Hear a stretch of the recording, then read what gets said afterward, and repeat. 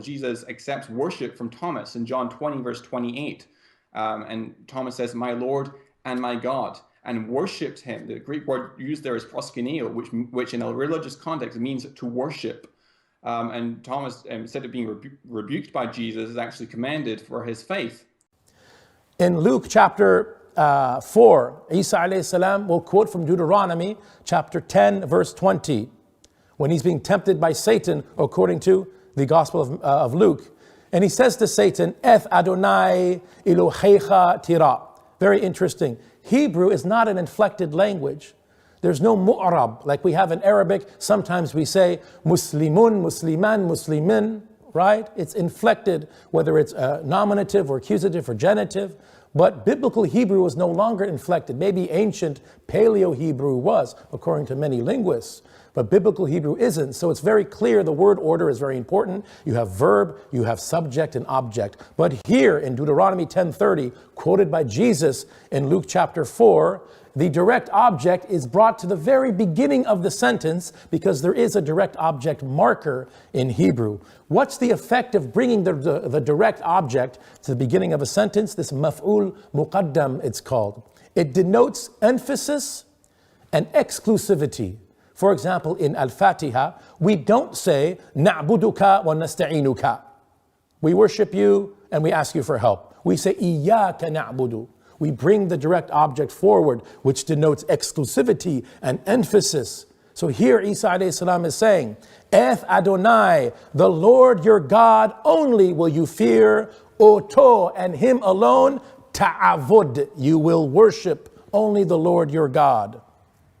Now, Luke translates this verse into Greek as proskuneises kurian tantheon su, that you must revere the Lord your God. Tantheon, definite article on God again. Tantheon means the God. Isa alayhi salam is never called ha-theos, God with a definite article, anywhere in the New Testament. And then he says, kai otu mano latreoses, and to him alone will you render worship. Now, in Koine Greek, in New Testament Greek, there are two words for worship used in the New Testament. The first word is proskuneo, which is a compound word that comes from the preposition pros, which means toward, and the word kuon, which means a dog. What do dogs do when they see their masters? They kiss their hands.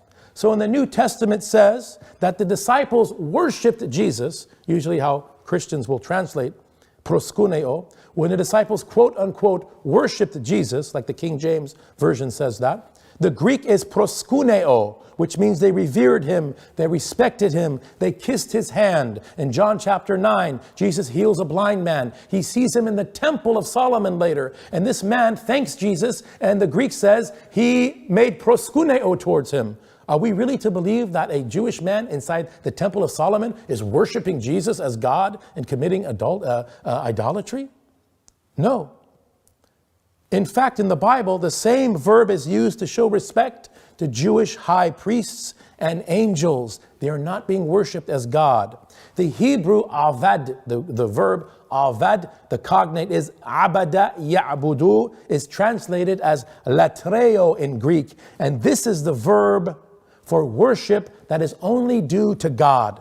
It is never used of Isa alayhi salam in the New Testament. In fact, Christ himself says in Luke chapter 4, verse 8, kai autu manu latreuses, and him alone, meaning God, will you render worship as God, because he is the only God.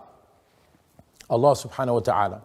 I'll give you another example. Jesus accepts worship from Thomas in John 20, verse 28. And Thomas says, "My Lord and my God." If you believe that the Gospel of Luke is reliable, then it is impossible for the Gospel of John to be correct regarding the Thomas incident. Because in Luke chapter 24, Jesus appears to all the 11 remaining disciples in the upper room. They all see him at the same time, and then Jesus on the same day ascends to heaven. Whereas according to John, Jesus appeared to the other disciples first, And then after a while, after a few days, he sees Thomas, and Thomas calls him my Lord and my God. And Jesus says, oh, you have believed. But if Luke is correct, that the 11 disciples seen Jesus in the upper room at the same time, then that means Thomas had already seen Jesus along with the other disciples. And Jesus ascended on Easter Sunday, which means John's story of Thomas seeing him and saying, my Lord and my God, is impossible. Because according to Luke, he had already ascended. So that's a fabricated story, which is another reason the Gospel of John is not reliable.